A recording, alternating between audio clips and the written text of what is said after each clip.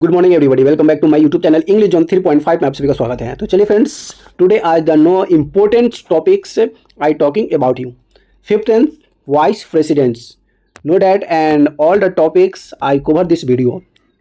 This is the inform about the Indians new vice president in English, sorry यहाँ पे president in India हो जाएगा। कहाँ पे हो जाएगा? President in India.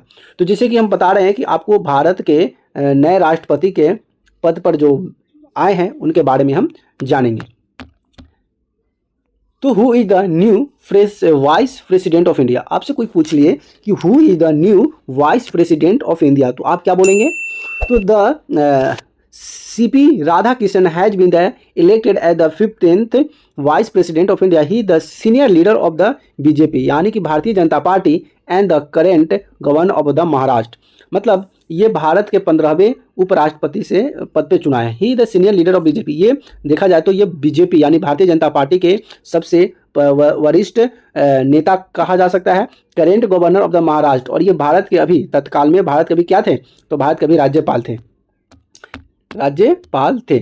अगला है कि he is elected to look place of the 9th September 2025 after the previous vice president Jagdeep Dhankhar resigned due to the health reason.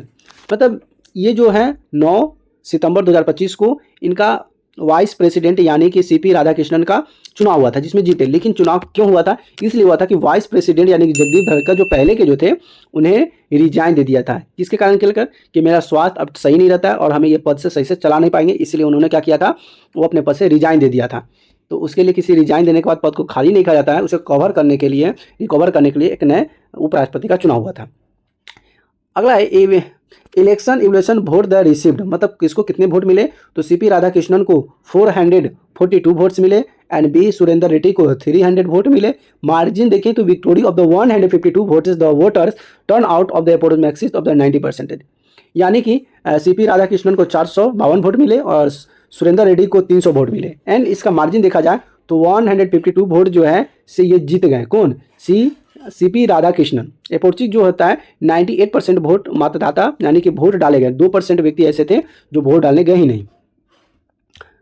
Background of the CP Radhakrishnan के हम इनके बैकग्राउंड के बारे में जानेंगे। तो ही वाज द बॉर्न 15 अक्टूबर 1957, यानी इनका जन्म 20 अक्टूबर 1957 को Tripura, Tamil Nadu, and the first vice president from the OBC other backyard class community. मतलब ये भारत के मतलब ऐसे व्यक्ति है जो कि पहला बार ऐसा व्यक्ति उपराष्ट्रपति बने हैं जो कि ओबीसी समाज से आते हैं। तो अगर हम देखा जाए तो 2013 से पहले लोग सब अपने अपने ही बनते थे, लेकिन बड़े बड़े लोग ही बनते थे, छोटे का कोई रोल ही नहीं रहता था। लेकिन जब से मोदी जी आए हैं तब से जाति आदिवासी जो समाज होते हैं उनको राष्ट्रपति बनाया गया। अब ओबीसी समाज अदर बैकवर्ड क्लास से जो कम्युनिटी पार्टी से आते हैं अब उनको वाइस प्रेसिडेंट भी बना दिया गया है, तो याद रख लीजिएगा। Next topic is he was the several of the governor of the several state include the Jharkhand, Tamil Nadu, Maharashtra and the Pondicherry. मतलब इन्होंने अलग अलग राज्यों में ये राज्यपाल के रूप में काम किए हैं। He had the held of the important position of BJP include the Tamil Nadu BJP president the Mumbai of the parliament Lok Sabha. और उन्होंने बीजेपी का एकदम वरिष्ठ नेता, शक्तिशाली और सबसे पुराने नेता भी माना जाता है, और ये लोकसभा के सदस्य भी रह चुके हैं। Vice president role of the power, मतलब वाइस प्रेसिडेंट जो है उनके क्या रोल होते हैं, क्या उनके पास शक्तियाँ होती हैं।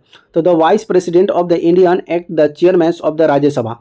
तो ये उपराष्ट्रपति जो होते हैं ये राज्यसभा के सभापति होते हैं।